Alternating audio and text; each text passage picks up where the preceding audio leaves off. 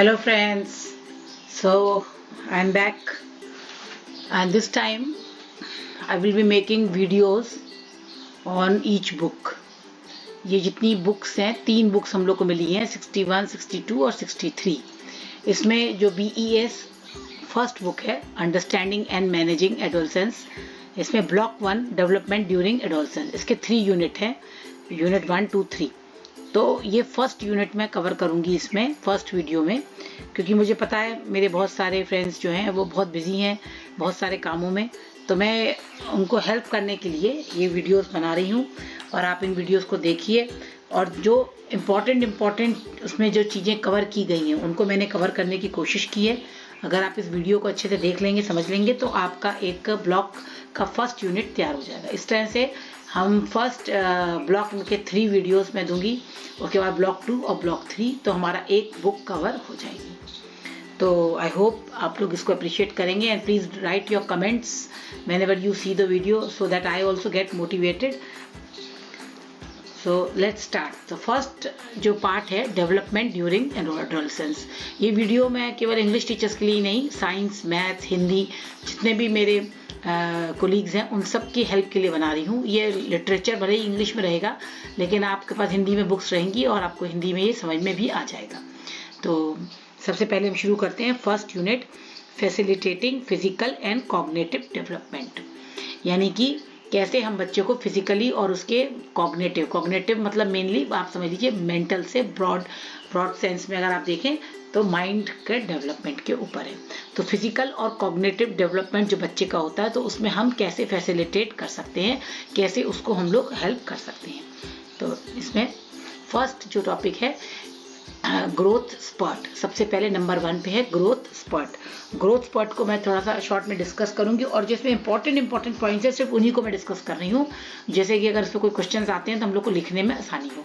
तो growth spurt में हम हाइट बच्चे का बढ़ता है, वेट बढ़ता है, बॉडीली ऑर्गन्स बढ़ते हैं और बच्चा ग्रो होकर मेच्योर होता है. तो ग्रोथ स्पर्ट से मतलब यही है यहाँ पर कि बच्चे का फिजिकल ग्रोथ जो होता है लेंथ वाइज, हाइट और विड्थ वाइज और ऑर्गन वाइज जो उसका ग्रोथ होता है. दूसरा इम्पॉर्टेंट है इसमें हार्मोनल चेंज.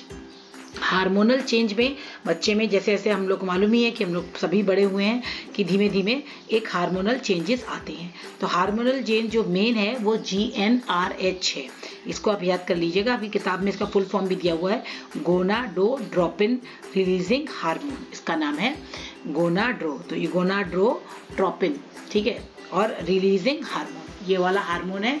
इसको 2 पार्ट्स में डिवाइड किया गया है. ये जो हार्मोन है ये हाइपोथैलेमस को किक करता है, ठीक है ना, ये हाइपोथैलेमस से आता है और ये उसको किक करता है प्यूबर्टी को चेंज होने में, जो डेवलपमेंट होती है उसको चेंज होने में हेल्प करता है. और इसकी वजह से पिट्यूटरी जो ग्लैंड होता है, ये जो GnRH हार्मोन है, इसकी वजह से पिट्यूटरी ग्लैंड जो होता है वो 2 हार्मोन्स को आगे प्रोड्यूस करता है, समझे, LH और फॉलिकल स्टिमुलेटिंग हार्मोन, जिसको LH और FSH, इसके शॉर्ट फॉर्म आप याद कर सकते हैं. अगर फुल फॉर्म नाम याद ना हो तो आप शॉर्ट फॉर्म याद कर लीजिए. तो ये दोनों हार्मोन्स हैं, ठीक है, ल्यूटिनिजिंग हार्मोन और फॉलिकल स्टिमुलेटिंग हार्मोन LH और FCH.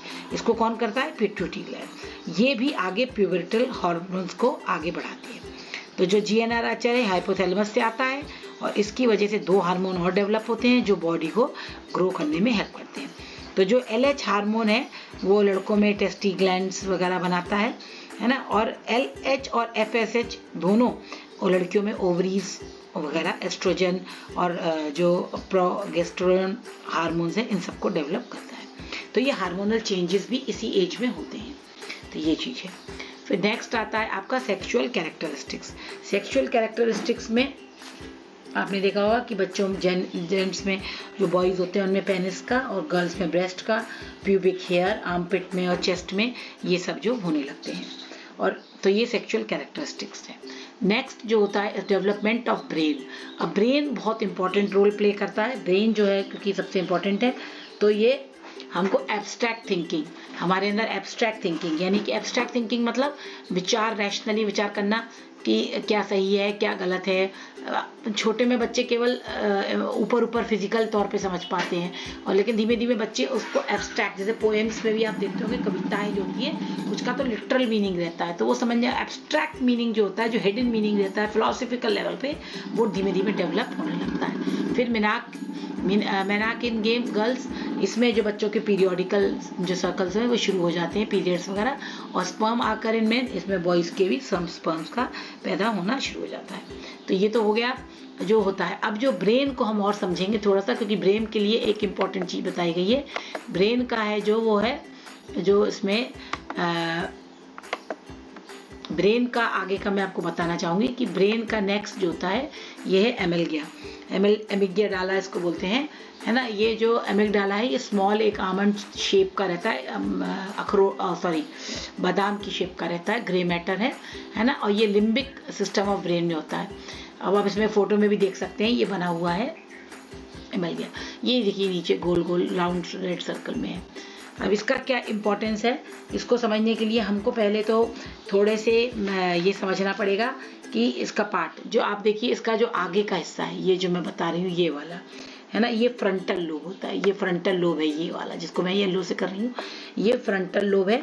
ये इंफॉर्मेशन को लेता है, ग्रहण करता है, यहाँ से हम इंफॉर्मेशन अंदर आती हैं, ठीक है। और ये हमारा प्री फ्रंटल लोब है, ये वाला प्री फ्रंटल लोब है, ये प्री फ्रंटल लोब है। ये क्या होता है, ये 25 ईयर्स तक डेवलप नहीं होता है ना। इसमें हम 25 साल के बाद ही लगभग ये डेवलप होता है। तो ये फ्रंटल लोब इंफॉर्मेशन लेता है, और ये जो हमारा फ्रंटल लोब है इसी से हम थिंकिंग, प्लानिंग, डिसीजन लेते हैं। सारा हमारा सोचना, थिंकिंग, प्लानिंग जो भी होती है, डिसीजन मेकिंग, ये हमारा फ्रंटल लोब ही करता है, ठीक। अब ये जो हाइपोथैलेमस है, ये आप देख रहे हैं पीछे हाइपोथैलेमस है, ये हाइपोथैलेमस है ये, और ये हमारा एमिग्डाला है। ये देख रहे हैं येलो से मैंने इसको कर दिया। अब ये एमिग्डाला, ये एक बादाम की शेप का होता है ना, और ये रिस्पॉन्सिबल होता है प्रोसेसिंग इमोशंस, फियर, ये सब चीज़ों को। तो ये मतलब यही कारण है, इसी की वजह से हमको डर लगता है, इमोशंस जो होते हैं पैदा होते हैं, ये होता है। अब क्या होता है, इस पर रिसर्च की गई, जानवरों में से एमिग्डाला निकाल दिया गया, तो देखा गया कि उन जानवरों में जो गुस्सा था, जो डर था, वो काफ़ी हद तक खत्म हो गया, कम हो गया, यानी कि यही रिस्पॉन्सिबल है। अभी एमिग्डाला हाईजैक क्या है, एमिग्डाला हाईजैक क्या है कि क्या होता है कि जब सेंसरी सिग्नल हमारे ब्रेन में आता है और एमिग्डाला में जाता है, ठीक है, तो पहले वो फर्स्ट ट्रैक टू थैलेमस जाता है, फिर वहाँ से वो आता है। लेकिन क्या होता है एमिग्डाला में कि बच्चे इम्पल्सिव क्यों हो जाते हैं, बच्चे इतने गुस्से में क्यों आ जाते हैं, क्योंकि इंफॉर्मेशन जो होती है स्ट्रेसफुल कंडीशन में, है ना, जब हम बहुत स्ट्रेस्ड होते हैं, जब हम बहुत परेशान होते हैं, तो क्या होता है, ये डायरेक्टली जो इंफॉर्मेशन आती है वो डायरेक्टली यहाँ से ना होकर डायरेक्टली हमारे एमिग्डाला में आ जाती है। तो डायरेक्टली एमिग्डाला में आने से क्या होता है, हम एकदम से फियर फाइट की स्थिति में आ जाते हैं, एक्टिवेट हो जाता है हमारा ये। तो मतलब अगर वो इसके थ्रू आती तो हम रीजनिंग कर पाते, एब्स्ट्रैक्ट थिंकिंग कर पाते, लेकिन क्या होता है वो डायरेक्ट यहाँ आ जाती है, इसकी वजह से हाईजैक हो जाता है ये, ठीक है ना। तो इससे हमारा जो फियर रिस्पॉन्स बढ़ जाता है। तो ये जो हाई लेवल ऑफ एंजाइटी जो देखने को मिलती है एडोलसेंस में, उसका कारण ये बताया गया है कि डेवलपमेंट ऑफ ब्रेन में। तो आई होप आपको ये क्लियर हो गया होगा। और अब हम वापस चलते हैं अपने धरी पे कि ये डेवलपमेंट ऑफ ब्रेन जो है, तो ये आमंड शेप जो एरिया है बहुत इंपॉर्टेंट है, ये फियर प्रोसेसिंग और इमोशंस का काम करता है। तो आई होप ये क्लियर हो गया। अब हम नेक्स्ट पॉइंट पे आते हैं, जो 3 मंत्र बताए गए हैं, ईट वेल, है ना, स्लीप वेल, एक्सरसाइज वेल, और एक और मंत्र है थिंक वेल। तो ये जो 4 मंत्रास हैं इनको हमें समझ लेना है अच्छे से, ठीक है। ईट वेल, हम एडोलसेंस एज में हमको बच्चों को जो डेवलपमेंट हो रहा है उसके लिए बहुत इंपॉर्टेंट है ईट वेल, स्लीप वेल और एक्सरसाइज वेल, यानी खाओ सही, सो सही और एक्सरसाइज करो। और एक और आखिरी में जोड़ा गया है थिंक वेल, सही सोचो। अब आप सोचेंगे ईट वेल में क्या आएगा, ईट वेल में बहुत इंपॉर्टेंट चीज़ें हैं ईट वेल में, कि आपको अपनी इसको आप, क्योंकि ये लॉन्ग आंसर्स में आएंगे हमारे सारे एग्जाम में, तो हम इसको थोड़ा मोटे मोटे तौर पे ही समझ रहे हैं, बहुत बारीकी से नहीं पढ़ पाएंगे। तो फिर भी मैंने कोशिश किया है कि मैं इसका जो मैंने पढ़ के इंपॉर्टेंट पॉइंट्स निकाले हैं वो लिए हैं, कि मेंटेनिंग ऑप्टिमम हेल्थ, कि हम सारी हेल्थ, ऑप्टिमम हेल्थ को मेंटेन करें। एनर्जी फॉर एक्टिविटी बनी, इतना खाएं कि हमारे लिए एनर्जी लेवल बना रहे। कई बार क्या होता है, प्रेशर ऑफ पीयर के कारण हम कम खाते हैं, सोशल प्रेशर होता है हमारे पर, लड़कियां दुबला दिखना चाहती हैं उस उम्र में, दुबली पतली दिखना चाहती हैं, तो वो खाना कम खाती हैं, है ना। कोई को जो होता है वो, कई बच्चे वैसे ही नहीं खाते, कम बहुत खाते हैं। तो इसलिए बैलेंस और होलसम प्लेट ऑफ फूड हमको लेना है, जिसमें serial, pulses, grain, vegetable, fruit, dairy product सब होने चाहिए, यानी कि बैलेंस डाइट हमारी होनी चाहिए। अब इसमें 3 चीज़ों को बताया गया है। एडोलसेंस एज को जो है वो 9 to 13 है, early adolescence 9 to 13, mid adolescence 14 से 15 और लेट एडोलसेंस 16 से 19। तो एडोलसेंस पीरियड को भी 3 पार्ट में डिवाइड किया है, 9 से 19 तक माना गया है, जिसमें 9 से 13 तक अर्ली और 14 से 15 मिड और 16 से 19 लेट। अब इसमें 3 चीज़ों को बताया गया है। पहला क्या बताया गया कि ईट एडिक्वेटली, यानी कि आपको कैसे खाना है, ईट एडिक्वेटली, यानी एडिक्वेटली खाइए। एडिक्वेटली खाने से मतलब जैसे आप cereals, pulses, grains, milk product सब कुछ खाइए, तो ईट एडिक्वेटली एक ये ग्रुप है। फिर दूसरा ईटन लिबरली, लिबरली माने कि हम वेजिटेबल और फ्रूट्स को केवल खाते हैं, लिबरल होके खाते हैं, है ना, वेजिटेबल फ्रूट, इसमें हम सीरियल्स को नहीं करते, मिल्क प्रोडक्ट छोड़ देते हैं कई लोग। फिर मॉडरेटली खाना, जैसे इसमें मीट और ईट ये प्रोडक्ट्स हो जाते हैं, उसके सारे मीट के प्रोडक्ट्स। और स्पेरिंगली मतलब ईटन स्पेरिंगली में आता है आपका fast food, ice cream, can food, ये सब आता है। तो ये 4 भागों में फूड को भी डिवाइड किया गया है, ताकि समझ में आ गया होगा कि ईटिंग एडिक्वेटली, ईटिंग लिबरली और मॉडरेटली और स्पेरिंगली, 4 तरह से खाने को बताया। फिर नॉलेज हमको होना चाहिए, है ना, और बट लैक ऑफ एग्जीक्यूशन, हमको नॉलेज है, हमको सब पता है, आप बच्चों से पूछो तो उनको सब पता है, लेकिन उसको नॉलेज तो है लेकिन एग्जीक्यूट नहीं करते, उसको काम उसमें नहीं करते। क्यों नहीं करते, इसके बहुत सारे रीजंस हो सकते हैं। लैक ऑफ टाइम हो सकता है, अनअवेलेबल, किसी के पास हो ही ना इतना खाने के लिए, है ना। ईज ऑफ एक्सेस, किसी के पास बहुत सब कुछ ईजीली मिल जाता है इसलिए ज़्यादा खा लेते हैं। कॉस्ट भी बहुत इंपॉर्टेंट है। अवेलेबिलिटी ऑफ फास्ट फूड बहुत मिलता है आसानी से। टाइम फैक्टर है, फाइनेंस कंस्ट्रेंट है, कन्वीनियंस है, परसीव्ड पीयर नॉर्म्स बहुत इंपॉर्टेंट है कि अपना वो सब। तो हमको माइंडफुल होना है ईटिंग में, यानी कि paying attention to process of food, जो भी प्रोसेस ऑफ फूड है उसको हमको माइंडफुल ईटिंग करनी है। ये बहुत इंपॉर्टेंट कॉन्सेप्ट है, माइंडफुल ईटिंग। हम इंजॉय करें जो हम खा रहे हैं और उस चीज़ को सोचें कि हमको खाना कहाँ से मिल रहा है, तो ये सब चीज़ें हैं। तो माइंडफुलनेस अप्लाइज जब हम what we are eating in terms of texture, smell, है ना, कैसा दिखने में है, स्मेल है, साइट है, टेस्ट है, ये विदाउट एनी जजमेंट, हाँ, कि कैसे खाना पैदा होता है, कहाँ से हमारे प्लेट में आता है। तो ये जब हम बच्चों को ये चीज़ सिखा देंगे एडोलसेंस में, तो माइंडफुल ईटिंग अपने आप हो जाएगी। तो ये माइंडफुल ईटिंग के ऊपर हो गया। तो हुए आपको ये E12 का समझ में आ गया कॉन्सेप्ट। अब आता है स्लीप वेल का कॉन्सेप्ट बहुत इंपॉर्टेंट है, क्योंकि स्लीप जो है हमारे ब्रेन से डायरेक्टली जुड़ी होती है। तो स्लीप जो होती है, ढंग से सोना, कैसे सोना है हमको, यानी कि जब हम सोते हैं तो हमारा माइंड जो है वो, हमारा बॉडी जो रिपेयर होती है ना, मेंटेन होती है और रेजुमिनेट होते हैं, जो हमारे ऑर्गन्स होते हैं वो फिर से रेजुमिनेट, ब्लड प्रेशर हमारा डाउन हो जाता है, हमारा टेम्परेचर डाउन हो जाता है, हमारे सारे ऑर्गन्स, मसल्स रिलैक्स हो जाते हैं, तो और रिजुमिनेट होते हैं, वो रिपेयर हो जाते हैं। इसलिए स्लीपिंग जो है वो बहुत इंपॉर्टेंट एक्टिविटी है, यानी एक तरह से देखा जाए तो सर्विसिंग ऑफ बॉडी उस समय होती है। इसके एडवांटेजेस क्या होते हैं, हमारा इम्यून सिस्टम बढ़ता है, मेटाबॉलिज्म ठीक रहता है, रेस्पिरेटरी और कार्डियोवास्कुलर सिस्टम सही रहता है, सब वो फंक्शन ढंग से करते हैं। मेमोरी जो हमारी कंसोलिडेट होती है, हम कॉग्निशन लेवल, हमारा थिंकिंग ब्रेन जो हमारा इंप्रूव होता है, इमोशनली हम स्ट्रांग होते हैं और फिर साइकोलॉजिकली भी हम हेल्थ जो हमारी अच्छी होती है। तो 8 to 10 आवर्स तक एडोलसेंस को सोने के लिए बताया गया है। तो अब ये इसमें एक इम्पॉर्टेंट चीज़ है कि जो स्लीपिंग वेल में कि एक और कॉन्सेप्ट आया है कि जो ये वाला सर्काडियन रिदम के बारे में बहुत सारे लोगों को पता नहीं है।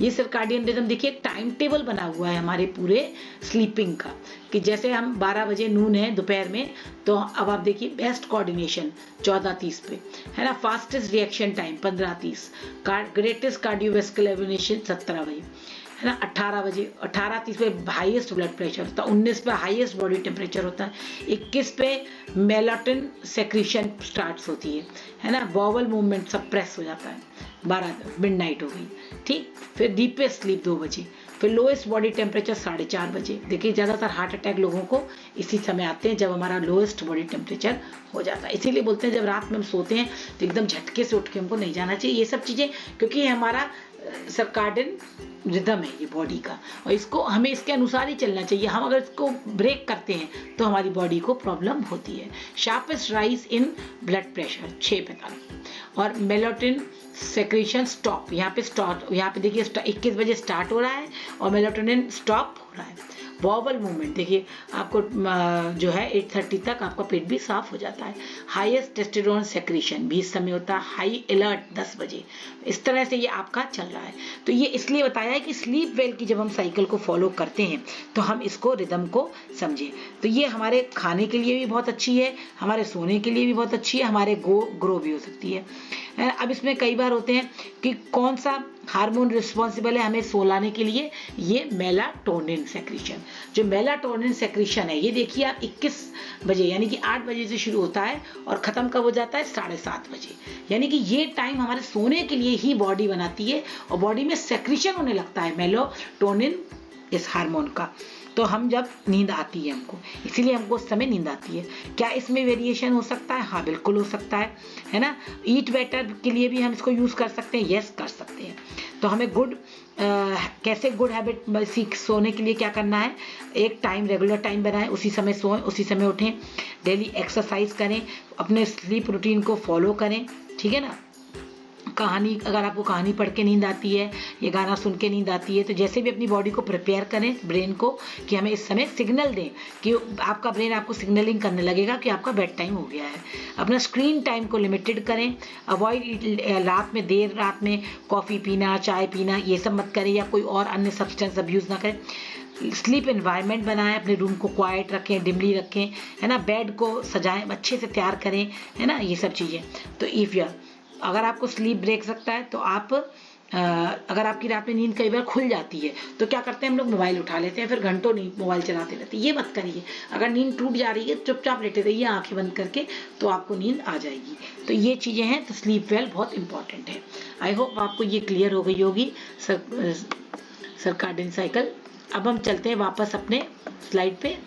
वो हमारी स्लाइड है जिसमें अब हम नेक्स्ट पॉइंट पे आते हैं, एक्सरसाइज वेल। एक्सरसाइज वेल बहुत इंपॉर्टेंट है। एक्सरसाइज वेल के लिए जो है, अगर आप लैक ऑफ एक्सरसाइज, नुकसान क्या है, अगर आप करते हैं तो हमारी कार्डियोवैस्कुलर प्रॉब्लम हमको शुरू हो जाती हैं, हार्ट रिलेटेड प्रॉब्लम्स और दुनिया भर की प्रॉब्लम्स हमको स्टार्ट हो जाती हैं। फिट इंडिया देखिए चला हुआ है हमारे यहाँ। पहले इंडिजिनस गेम होते थे, खो खो, कबड्डी, गुट्टे खेलना, कंचे खेलना, गुल्ली डंडा खेलना, ये सब, है ना। तो ये सब चीज़ें होती थी। अभी फिर से इसके ऊपर एक्सरसाइज के ऊपर बहुत जोर दिया जा रहा है, इसीलिए फिट इंडिया के ऊपर बहुत ज़्यादा जोर दिया है ना। स्टूडेंट्स को कंपलसरी होना चाहिए और उनको एक स्कूल कल्चर बनाना है, योगा को इंक्लूड करना है। तो ये सब चीज़ें हो गई आपकी एक्सरसाइज वेल।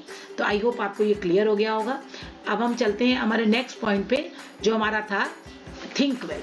अब लर्निंग और इंटेलिजेंस के संग संग हमारे लिए थिंक है। अब इसमें हम 3 थ्योरीज को हम पढ़ेंगे जो बहुत इंपॉर्टेंट हैं और पूरे इस कोर्स में हमारे बहुत काम आने वाली। पियाजे theory of cognitive development, Howard Gardner theory of multiple intelligence और Sternberg triarchic theory of intelligence. अब इसको पढ़ने से पहले हम थोड़ा सा ये देख लेंगे कि प्रमोशन थिंकिंग और प्रॉब्लम सॉल्विंग क्या है। प्रमोशन थिंकिंग और प्रॉब्लम सॉल्विंग के यहाँ पर है कि जब आप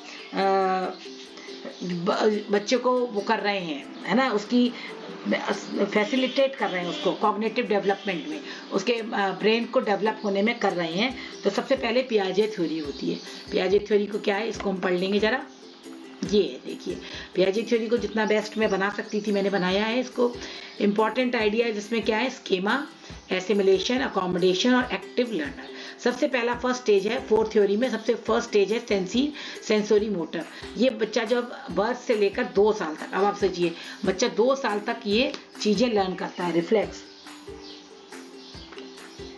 ऑब्जेक्ट, है ना, और परफॉर्मेंस, थंब सकिंग, मोबिलिटी, ये सब चीजें जो बच्चा एक से अपने बर्थ पैदा होने से लेकर 2 साल तक।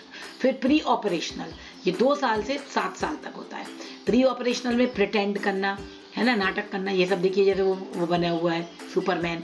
ऑब्जेक्ट रिप्रेजेंटेशन करना, है ना, ईगो सेंट्रिक होने लगता है, थोड़ा सा ईगोइस्टिक होने लगता है, क्यूरियसिटी बहुत ज़्यादा होती है एज ऑफ 7 तक। फिर उसके बाद कॉन्क्रीट ऑपरेशन, अब आता है third stage concrete, from age 7 to 11 years. इसमें पहले क्लासीफाई करना सीखता है, कंजर्वेशन करना सीखता है, इंडक्टिव लॉजिक लगाना सीखता है, और व्यू ऑफ अदर्स, दूसरों के विचारों को भी। और लास्ट में एज 12 से उसके आगे सारा ये आता है फॉर्मल ऑपरेशन, जो हम लोग स्टेज में हैं, एब्स्ट्रैक्ट, साइंटिफिक थिंकर, आइडेंटिफाई करना, मॉरल, सोशल लेसन। मैंने आप समझ लीजिए स्टेप बाय स्टेप हमारी जो कॉग्निटिव डेवलपमेंट होती है, ये पियाजे की थ्योरी है। ठीक, अब हम नेक्स्ट लेने वाले हैं, ये उसकी गार्नर की है इंटेलिजेंस। वो कहते हैं कि इतने टाइप के इंटेलिजेंस हैं। कितने टाइप के देखिए आप, सबसे पहले हम शुरू करते हैं एक तरफ से, naturalist intelligence, understanding living things and reading nature, प्रकृतिवाद। म्यूजिकल, साउंड्स को डिसर्न करना, समझना, है ना, उनको ओपन करना, खोलना, क्या है पिच, साउंड, रिदम, ये सब। और क्वालिफाइंग, फिर लॉजिकल, मैथमेटिकल, इसमें हाइपोथेसिस और प्रूविंग करना। फिर एग्जिस्टेंशियल मतलब यहाँ पे tackling questions of why we live, why we die, इस टाइप की, अपना एग्जिस्टेंस क्यों है, हम क्यों हैं। फिर interpersonal, sensing people, feeling and motives. फिर बॉडीली, काइनेस्थेटिक, यानी फिजिकल वर्क करना, ये वाला। फिर लिंग्विस्टिक, है ना, एक्सप्रेशन करना भाषा में उसको। फिर इंट्रापर्सनल, अंडरस्टैंडिंग योर सेल्फ, है ना, ये। और spatial, visualising the world in 3D, दुनिया को देखना। तो ये हो गया आपका उसका गार्डनर का। और नेक्स्ट आता है, अब हम एक और पढ़ लेते हैं, लगे हाथ, ये वाला Sternberg triarchic theory of intelligence. वो कहता है कि इंटेलिजेंस को 3 भागों में बांटा जाता है, एनालिटिकल, क्रिएटिव और प्रैक्टिकल। एनालिटिकल माने सॉल्विंग, जैसे एनालाइज करना कोई चीज को, सॉल्विंग प्रॉब्लम करना, null new information, making judgement, evaluating problem. और क्रिएटिव, नोवेल्टी प्रॉब्लम, ऑटोमेशन, ये सब। और प्रैक्टिकल, अडेप्टेशन, कैसे उसको जो हमने सीखा उसको अडेप्ट करना, शेप करना, सिलेक्शन करना। तो ये हो गया हमारा। तो अब आपको ये समझ में आ गया होगा कि फैसिलिटेटिंग कॉग्निटिव डेवलपमेंट, इसमें ईगोसेंट्रिक प्रॉब्लम भी आ जाती हैं। तो कई बार क्या होता है कि बच्चे जो होते हैं, तो इसमें एक केस स्टडी भी दी हुई है कि उषा जो है वो 11th क्लास की है, वो बहुत अच्छा पढ़ती है, उसका बहुत अच्छा बिहेवियर है, लेकिन थोड़े कई दिनों से वो उसका जो है पढ़ाई से मन हट रहा है। वो अपने दोस्तों के संग गप्पे लगाती है बैठ के, या मोबाइल को यूज़ करती है ना। तो जब टीचर उससे फोकस करने को कहती है पढ़ाई पे, तो वो सुनती नहीं है उसकी बात को। उसको ऐसा लगता है वो बड़ी हो गई, उसे पता है अपना टाइम और स्टडीज़ कैसे करना है ना। अब वो after all she has been studying independently, अभी तक वो हॉस्टल में इतने साल से इंडिपेंडेंटली पढ़ रही। तो बड़ी क्लास में आके बच्चों को एकदम पसंद नहीं आता है टोकना, तो उनमें ईगो सेंट्रिकनेस जो आ जाती है थोड़ी सी। तो ये बहुत इंपॉर्टेंट है कि हम ये समझें कि जो हम पढ़ रहे हैं थ्योरी ऑफ कॉग्निटिव डेवलपमेंट, इनको हमें समझना बहुत इंपॉर्टेंट है। ठीक, आई होप ये आपको ये तीनों थ्योरी समझ में आ गई होंगी। अब हम आते हैं लर्निंग और इंटेलिजेंस पे, जिसमें गार्नर की थ्योरी थी, जो हमने गार्नर की थ्योरी पीछे पढ़ी लर्निंग और इंटेलिजेंस में, कि कितने तरह के इंटेलिजेंस होते हैं, और ट्राइकेक थ्योरी ऑफ इंटेलिजेंस, तो ये हमने ये भी पढ़ लिया। और स्टर्नबर्ग थ्योरी ऑफ इंटेलिजेंस, ये लास्ट। तो ये 3 हमने जो थ्योरी पढ़ी अभी लगातार, आशा है आपको समझ में आ गई होंगी अच्छे से। अगर आप नहीं आई हैं तो आप इनको एक बार किताब में दोबारा देख लीजिए, तो आपको और अच्छे से क्लियर हो जाएगा। ये जो है पियाजे थ्योरी ऑफ कॉग्निटिव, और हॉवर्ड गार्डनर की थ्योरी ऑफ मल्टीपल इंटेलिजेंस, और स्टर्नबर्ग की थ्योरी ऑफ इंटेलिजेंस, तो ये 3 मैंने ली हैं। तो इसमें क्या है, relate classroom learning to real. अब इसमें कह रहे हैं अगर आप बच्चे में प्रमोटिंग थिंकिंग और प्रॉब्लम सॉल्विंग करना चाहते हैं, तो जो क्लासरूम की लर्निंग है उसको रियल लाइफ से जोड़िए, है ना। ब्रेन स्टॉर्मिंग सेशंस कराइए, बच्चों को बोलने का मौका दीजिए, बच्चे अपने विचार प्रकट करें। असाइन टॉपिक फॉर डिस्कशन, बच्चों से डिस्कशन के लिए टॉपिक्स दें, है ना। इंकरेजिंग क्वेश्चनिंग के लिए इंकरेज करें, पार्टिसिपेशन कराएं, वीकली डिबेट्स कराएं, है ना। बच्चों को एनालाइज, रीजनिंग, इन सब चीज़ों के लिए करें। यानी कि बच्चों के अंदर थिंकिंग और प्रॉब्लम सॉल्विंग के लिए हमको बच्चों को मौका देना पड़ेगा, तभी बच्चे इस चीज़ को कर पाएंगे। तो ये हमने फिर उसके बाद ये तीनों थ्योरी पढ़ ली हैं। इसमें एक और दी हुई है थ्योरी, अगर आप चाहें तो उसको भी हम लोग कर सकते हैं शॉर्ट में। वाइगॉट्स्की थ्योरी ऑफ कॉग्निटिव डेवलपमेंट। ये जो वाइगॉट्स्की की थ्योरी है, इसको जब पियाजे से कंपेयर करते हैं तो उसमें उसने एक चीज ऐड करी है कि सोशियो कल्चरल इन्फ्लुएंस भी होता है कॉग्निटिव डेवलपमेंट में। ठीक है, इसमें वो कहता है कि सोशियो कल्चरल जो होता है उसका भी इन्फ्लुएंस होता है बच्चे। नेचुरली होता ही है कि बच्चा जो सोसाइटी में रहता है, जिस कल्चर में रहता है, उसकी बिलीफ वैल्यूज उस बच्चे के कहती है। तो उसने ठीक इसमें दो दिया हुआ है कॉन्सेप्ट। उसका है कि जोन ऑफ प्रॉक्सिमल डेवलपमेंट और स्कैफोल्डिंग, है ना। स्कैफोल्डिंग क्या होती है? स्कैफोल्डिंग का एक जो मीनिंग दिया हुआ है वो है मचान, है ना। तो बच्चे को एक स्टेज, एक मचान दिया जाए, है ना। ये इसमें बोलता है कि जोन ऑफ प्रॉक्सिमल डेवलपमेंट, यानी कि हम कंस्ट्रक्ट नॉलेज फैसिलिटी बच्चे को दें, यानी बच्चे इसको स्कैफोल्डिंग में लाया गया है, कंस्ट्रक्ट नॉलेज फैसिलिटी, ZPD, ये बहुत इंपॉर्टेंट है। तो ये हो गया हमारा। अब हम आते हैं जो नेक्स्ट हमारा लास्ट बचा था, थिंक वेल। थिंक वेल में बच्चे को, इसमें हम थिंक वेल में critical thinking, creativity, problem solving, ये पूरा हमने ले लिया जो लास्ट था। अब आता है next topic, cultural influence in physical and cognitive development. Cultural influence क्या होता है? कल्चरल इन्फ्लुएंस बहुत इंपॉर्टेंट है। सोशलाइजेशन प्रोसेस, सोशलाइजेशन मतलब जो बच्चा जिस समाज में रहता है उसका उसके ऊपर बहुत ज़्यादा प्रभाव पड़ता है। ये हम लोग सब पढ़ते ही हैं कि बच्चा जो समाज जैसा होगा वैसा ही बच्चा सीखेगा। जैसी पेरेंटिंग प्रोसेस होगी, जैसा पेरेंटिंग होगी, जैसे बच्चे घर में बच्चा बचपन से जो देखता है अपने माँ बाप को, वैसा भी उस पर बहुत ज़्यादा प्रभाव पड़ता है। एक्सपेक्टेशन फ्रॉम सोसाइटी, उसका सोसाइटी से क्या एक्सपेक्टेशन है, लैंग्वेज क्या है, और लास्ट में ब्रोफेन ब्रेनर्स इकोलॉजिकल थ्योरी, ये भी एक थ्योरी है जो ब्रोफेन, ये बहुत इंपॉर्टेंट थ्योरी है ना। इस थ्योरी को हम एक बार समझ लेते हैं। ये देखिए कि ये जो ये बच्चे पे इन्फ्लुएंस है, इसका यहाँ पर मकसद यही है कि बच्चा जो है वो कल्चरल इन्फ्लुएंस उस पर कितना पड़ता है, उसके फिजिकल। देखिए जो बच्चा इंडिविजुअल है, सबसे पहले माइक्रो सिस्टम जो हम बात कर रहे थे अभी कि बच्चे का कल्चर के ऊपर, यानी कि उसके होम का, home, school, neighbourhood and so on, immediate family जो है। फिर मेसो सिस्टम में, माइक्रो के बाद मेसो सिस्टम है, होम, स्कूल, नेबरहुड, वर्क, ये सब। फिर एक्सो सिस्टम में mass media, community, child school, parent school, ठीक है ना ये। फिर उसके बाद फिर मैक्रो में आ गया widely shared cultural value, belief, customs and laws. तो ये देखिए कैसे बच्चे का धीमे धीमे, ये किसने दी है थ्योरी, अभी आपको मैंने पीछे बताया था, उनका नाम भी हम याद कर लेंगे, ब्रॉन फेन ब्रेनर्स इकोलॉजिकल थ्योरी। ये उन्होंने बताया है कि इस पर बहुत ज़्यादा इफेक्ट होता है। अब हमारा नेक्स्ट टॉपिक आता है लास्ट का, डेवलपमेंट प्रॉब्लम्स इन एडोलसेंस। अब बच्चों में डेवलपमेंट प्रॉब्लम्स बहुत ज़्यादा आती हैं। कॉमन प्रॉब्लम एडोलसेंस की क्या है? उनकी फिजिकल ग्रोथ, इतना ज़्यादा फिजिकली वो चेंज होते हैं कि उसी में वो भ्रमित रहते हैं।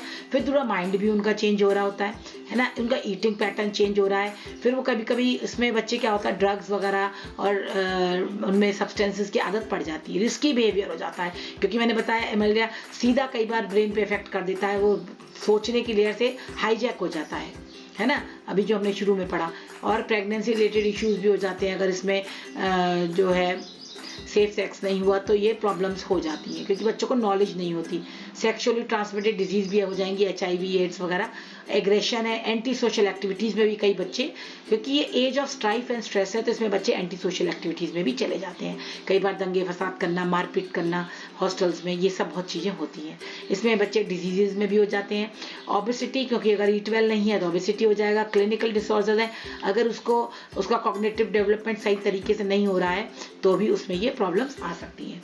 Substances using disorder, disabilities arising out of unintentional injuries, interpersonal violence, rash motor driving, हाँ गाड़ी चलाने का शौक बहुत होता है इस एज में आके, तो ये सब भी इसमें प्रॉब्लम्स होती हैं।